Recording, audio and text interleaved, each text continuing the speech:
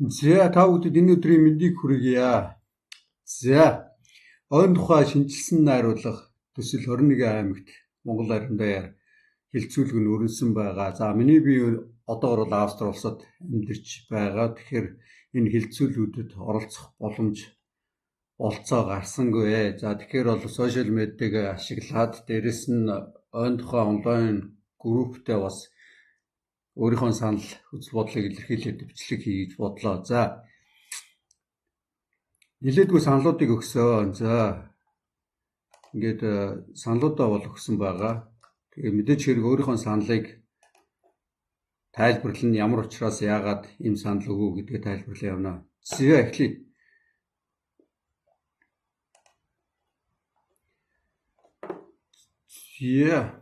Хуулийн зорилттой нэг юм саналтай байгаа. За энэ хуулийн зорилтод Монгол улсын экосистемийн тэнцвэр, биологийн олон янз, байдал, нөөц, экосистемийн үйлчлэгийг хадгалах, хамгаалах, гүн сэргээх, доктортой менежмент, ашиглалтыг хангах, уур амьсгалын өөрчлөлтийг сааруулах, тасан зохицох, орон нутгийн оролцоо, элд тод засаглал, хариуцлагатай био эдийн засгийг дэмжихтэй холбогдсон харилцааг зохицуулахад оршино гэж байна.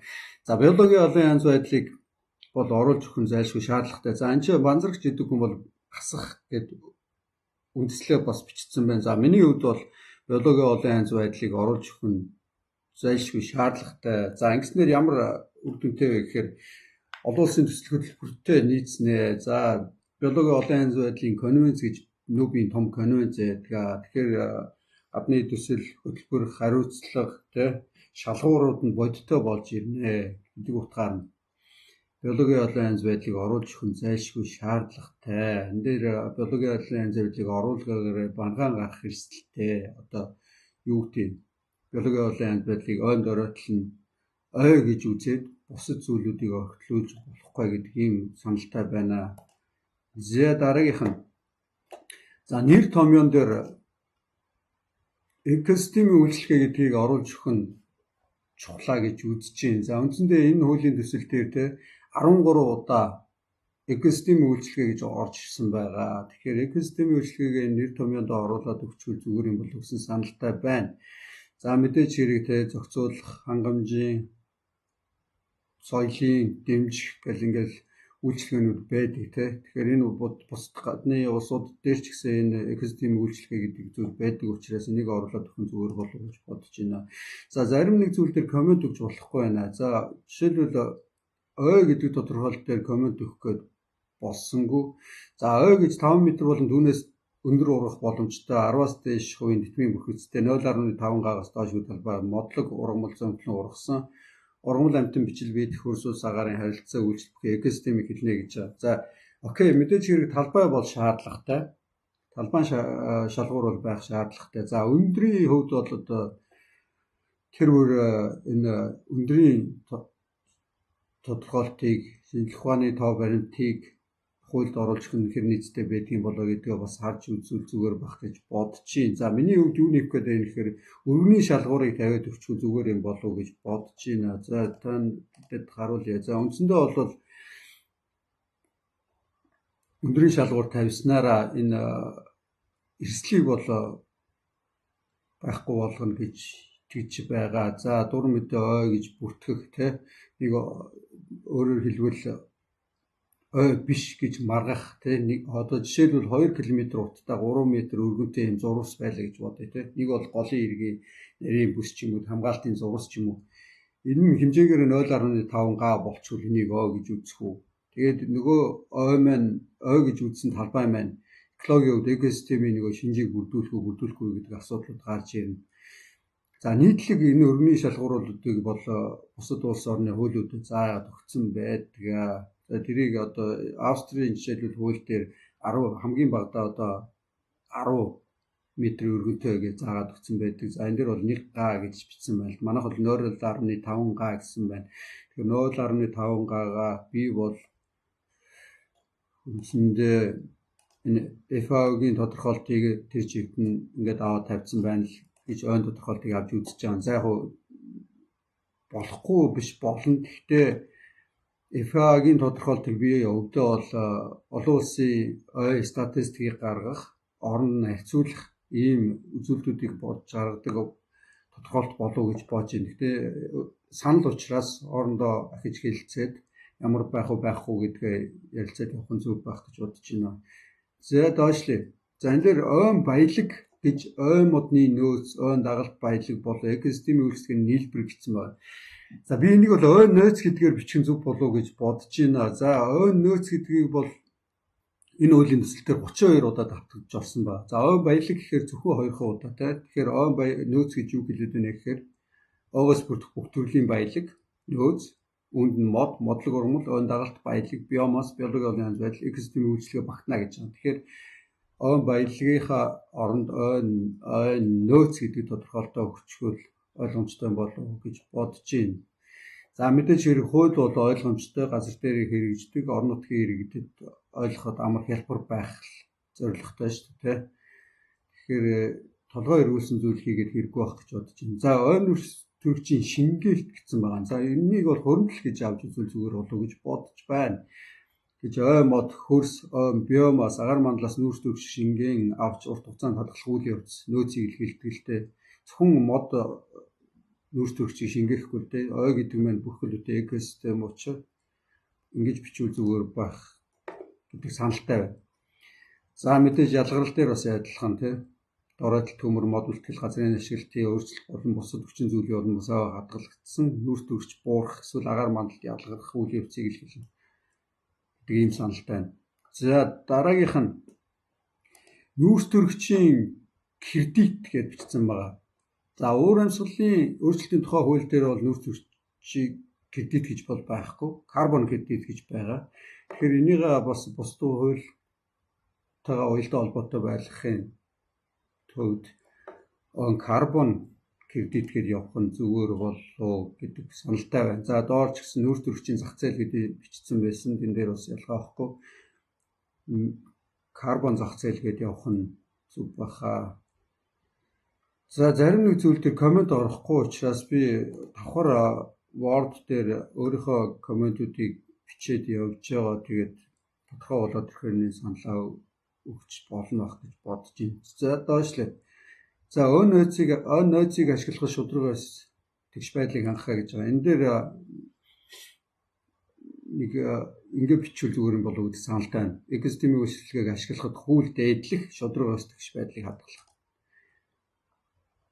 За ойн хэмжээний төлөвийг иргэдийн оролцоог хангах гэдгээ бас дэлгэрүүлчихвэл зүгээр юм болов уу гэдэг саналтай байна. Ойн хэмжээний ашиглалт хамгаалалт хүн зэрэгэлт төлөвлөлт хэрэгжилтэд иргэд орон нутаг хөрлийн оролцоо ил тод байдлыг хангахаа гэж.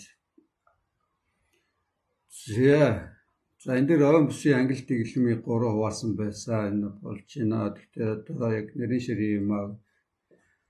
Мэргэжлийн бусад хүмүүс нь бас сайн хараад явах нь зөв баха. За доошлээ. За ашиглалтын бүсээ энэ дээр бас аялал жуулчлал гэснийг экологийн үйлчлэгийг нэмжүүл зүгээр юм болов гэдэг саналтай байна. За ашиглалтын бүсийн дараах үйл ажиллагаа явуулахыг хориглоно гэдэг дээр нэмэлтээр хууль бус мод бэлтгэл гарал үүсэлгүй тээвэрлэлт бүртгүүлгүй ашиглалт явуулахыг хориглоно гэдэг заалт орчуул бас зөв юм болов гэж бодож байна.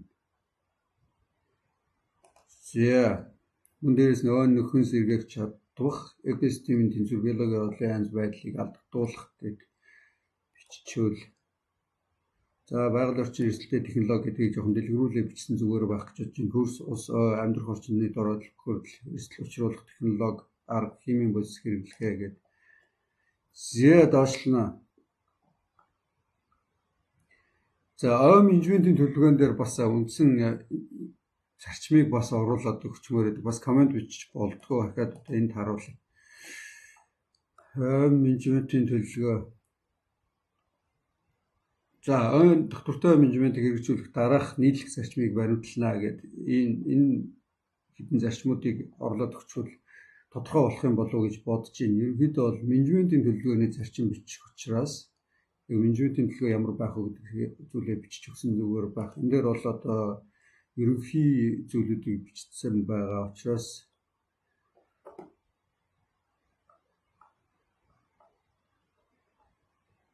за хошоо менежмент гэдэг дээр бас нэмэлт зүйл оруулмаар байдаг. Ерөөсөө комментууд бас бичигдэж болохгүй байна. За хошоо иргэн хуулийн эдгээс дараах үйл ажиллагаа явуулахыг хориглоно гэдэг энэ үндсэн заалтуудыг оруулаад өгчмөр. За мод гэмтэх аргаас хамар бэлтгэх. За мод зохих. Энэ бол одоо механик гэмтлүүдэлтэй. Тэгэхээр одоо модоо гэмтэхгүйгээр бэлтгэх гэх юу. Энэ дээр бас тодорхой анхаарч үзмээр байна. За зоргоо хэсгэрх механик төхөөрөмж ажиллах гэдэг ч юм уу те. Энэ гэмтэхээр болвол хориглоно гэдэг ч юм уу. За энийг бол тодорхой бас нарийнсаа харах хэрэгтэй. Энэ дээр бичсэн л байгаа л да. За механик гэмтлээс хамгаалах гэж байгаа. За механик гэмтэл гэдэг маань өөрөө модыг зохих, зоргоос сэгсрэх гэдэг үйлдэлүүд бүгд ороод явчих байх гэж бодож байна. За байгалийн сэргээ ургалт төсвөр модыг устгах, гэмтэх гэдгээ дэлгэрэнгүй болгож өгөх нь зүгээр хаа. Зөвшөөрөгдсөн хэмжээний сэтгүүлэн самар бэлтгэх. За зөвшөөрлгүй бүртгэлгүй эсвэл тогтоосон хугацаанаас нь гадуур ашиглалт явуулах. За мөн төмрийн аюул үүсгэх, хоох аягдал үлдээх, химийн бодис ашиглах гэдэг ч юм уу. Энэ зүйлүүдэд тодорхой оруулж өгмөр байна. За комент үлдээж болохгүй байгаад байна. Одоо зарим зүйлүүд дээр заалтууд дээр комент үлдээхэд боломжгүй байгаа учраас Word дээр давхар бичсэн байгаа. Тэгээд хариуцж байгаа хүмүүст нь файлаар явуулъя гэж бодож байна. За таримлог өмчлөг эзэмших гэдэг асуудлууд гарч ирсэн. За энэ дээр нөгөө ойн шалгуур ямар байх уу гэдэг чинь бас гараад ирнэ. Дөрөвдүгээр зүйл дээр те нөгөө өргөний хэмжээ чинь энэ дээр ороод ирнэ. Тэгэхээр энэ ямар байх уу гэдгээ бас авч анхаарна. За нөгөө эдийн засгаар бас цус зүйлүүд нэмчмээр байдаг болдгоо. Тэрс бас комент үлдээж болдгоо.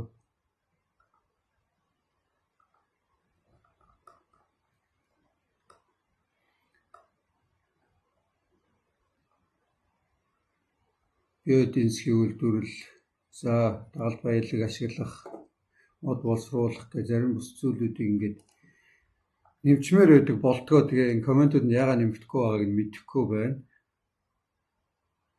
За тэгээ зарим нэг зүйлүүд дээр бол ингээд аль талд ороод явж байгаа учраас нэмэгдүүлж байгаа. За зөвшөлтөд технологи гэдгээр дэлгэрүүлмээр байна. Хог аягдал, алдагдал багтаа нөөцийн үр ашигтай байгаль орчин нээлттэй дэвшилт технологи ашигласан байх гэдэг ч юм те. За энэ төлөөний мод бэлтгэх гэдэг дээр нэг дэлгэрүүлээд обхийн нутаг дэвсгэрт орчин суугаа иргэн өрхөн ахын бол уламжлалт хэрэгцээндээ зориулсан хууль заасан нөхцөл хэмжээ журмын дагуу төлөөний мод бэлтгэж болно гэж тодорхой болгож өгмөр байна. За ойн нөөцийг гэдэг энэ ч байж байгаа. Тэгэхээр ойн баялагийг нэг бол ашиглуулах юм уу, нөөцийг ашиглуулах юм. Би бол ойн нөөцийг ашиглуулах гэдгээр явсан зүгээр байх гэж бодож байна. За мод боловсруулах үйлдвэрлэлийн эдийн засаг гишнээр орж иж байгаа учраас нэлээд сайн хараад явах нь зүгээр байх. Үндсэндээ ийм 3 заалтыг нэмээд оруулчвал зүгээр юм болов уу гэж бодож байна. За санал учраас тэгээд санал гэдэг талаас нь хүлээж авахыг хичээгээрэй. За орон нутгийн ажлын байр, орлого, нэмэн үртэг шингэсэн үйлдвэрлэл үзүүлэх эрг үр нөлөөтэй байх гэж байна. За нэмэн үртэг гэж бид нэр яриад байдаг энэ хууль нэмэн үртэг гэдэг үг за нэг жижигхэн орсон харагдажсэн шүү. Тэгэхээр нэмэн үртэг гэдэг зүйлээ сайн оруулж өгөх нь зүгээр юм болов уу гэж бодож байна. За мэдээж нөхөн сэргээлт хамгаалалт бие эдийн засгийн санхүүжилтийн нэмэр оруулахаа. За байгаль орчин нийгмийн нөлөөлөлөө болон хууль заасан зөвшөөрлөх шаардлагыг хангасан байхаа гэдэг заалтуудыг нэмчүүл. За нөөцийн үнэлгээ хөндөөлж чадах шинжлэх ухааны үндэслэлээр тулгуурсан байхаа гэдэг зүйл бас орж өгвөл зүгээр болов гэж бодож байна. За бие эдийн засгийн үйлдвэрлэл бие эдийн засгийн засаг гэж ойн нөөц, ойн дагалт баялаг, үлдэгдэл биомасс, сэргээгдэх органик түүхийдэд тулгуурлан байгаль орчин нээлттэй нэмэн үртэг шингэсэн үйлдвэрлэл бүтээгдэхүүн үйлчлэгээ хөгжил эдийн засгийн үйл ажиллагааг ойлгоно гэдгээр тодорхой болгож өгмөр байна.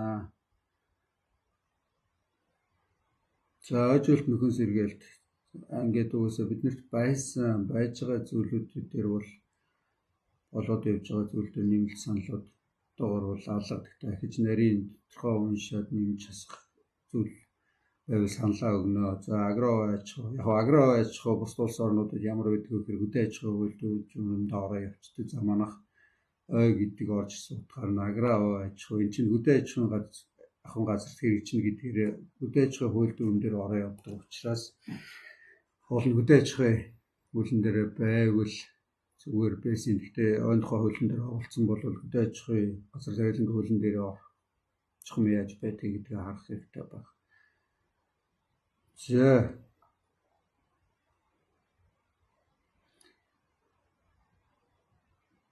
За энэ дээр нэг чухал зүйл байгаа. За хүмүүс саналаа олон мэдээж хэрэг өгж байгаа. За энэ дээр Зас Чихэр гэдэг хүн Сумдуудын аймгийн даргаыг зөвхөн аймгийн засаг даргатай зөвшөөрсөн чихэн зүйтэй хэрвээ сумын зөвшөөрсөн нөөц тогтоох модлын нэмэлт байрлалт өмнөх шиг улс төр жишээлт явуулсаар байх болно гэсэн саналтай. За мэдээж хуультай тодорхой заалтыг тодорхой оруулаад өгч нь хуулийн дагуу ажиллах үүрэгтэй л дээ. Тэгэхээр аймаг нийслэл ойн асуудал хариуцсан нэгжийн дарга албаа хаагч ойн асуудал хариуцсан эрх бүхий албан тушаалтан сум болон сум дундын ойн ангийн даргыг мэргэжлийн боловсрол мэргэжил дуршлаг ёс зүй гүйцэтгэлийн шалгаруулалт үндэслэн нээлттэй сонгон шалгаруулалтын журмаар томилж чөлөөлнө аймаг сумын засаг даргын зөвшөөрлөлтөнд нутаг дэвсгэрийн уялдаа хамтын ажиллагааны санал шинжтэй байна гэж байгаа. Тэгэхээр нэг улс төрийн мэр ширт зарчмаар л сонгоод явчихвал уул нь зүгээр байгаа юм да.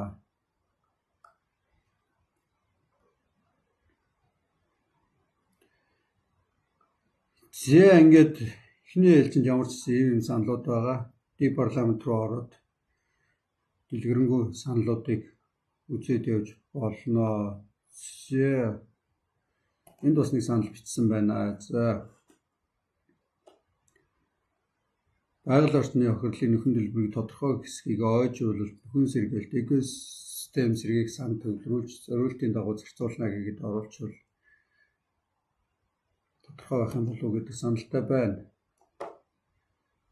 За энэ дээр бас нэг санал дэлхийн цахим систем худал мэдээлэл оруулах, мэдээлэл нуух, устгах, хурамчаар бүрдүүлэх гэдэг нэг хэд нэмэлтээр оруулчихвал зүгээр юм болов уу гэдэг энэ саналтай байна. За ингээд ерөнхийдөө 17-18 минут болчихлоо. Мэдээж хэрэг дахиад саналуудаа уншиж хагаад өгөөд явна. Тэгээд манайхан өөрсдийнхөө үзэл бодол саналаа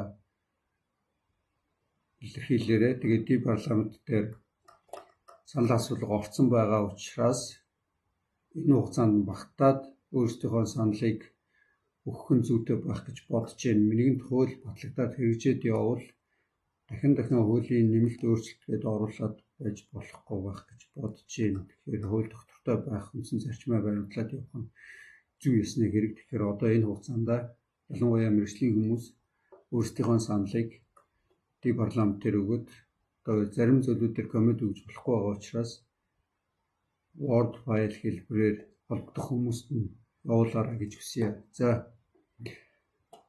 тэгээд ойн нэгдсэн хуультай болно гэж найдаж байна.